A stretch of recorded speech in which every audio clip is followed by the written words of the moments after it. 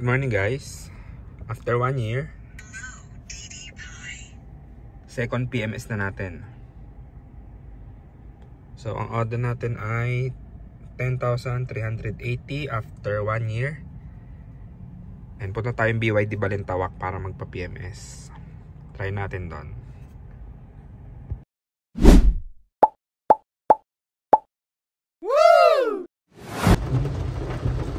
BYD Balintawak guys. Takas lang ng ulan. Pasok tayo. Naalis yung gulong mo.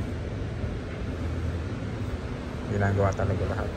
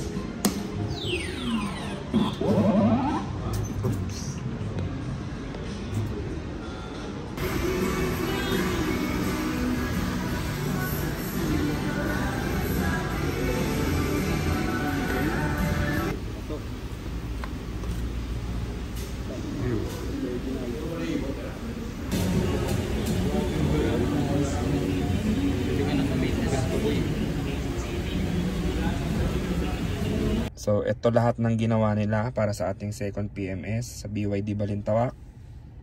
10K auto check. Okay, so lahat ng lights natin, chinek nila, okay pa naman. Lahat ng fluids at level nito, okay pa naman. And brakes natin nilinis. Kita nyo naman, inalis nila isa-isa yung gulong and nilinis nila. Check ng PSI, saka yung higpit ng mga nut. And in-scan din nila yung kotse natin. Wala namang nakitang error. At saka lahat ng pwedeng i-update, in-update nila. So ito pinaka-importante dyan, yung battery health. So tayo ay nasa 98.81%. So tumaas siya compared dun sa previous battery health niya sa first PMS. So pwede daw tumaas babayan, depende sa charging habit natin. So yan yung almost 1.19 lang nabawa sa loob ng 1 year or 10,000 odo.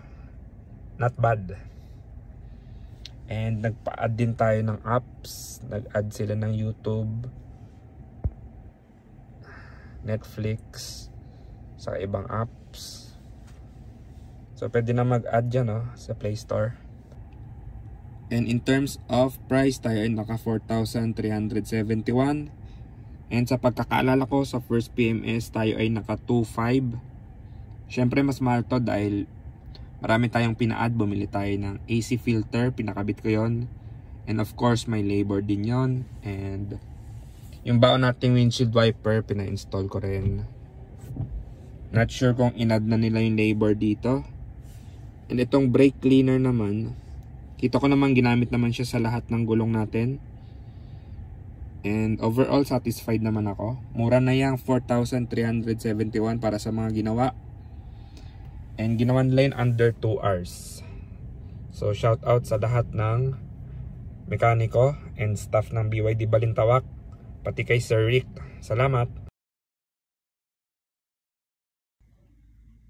By the way guys, ang next na PMS na natin ay next year or after another 30,000 kilometers. So, kung anong mauna dun sa dalawa.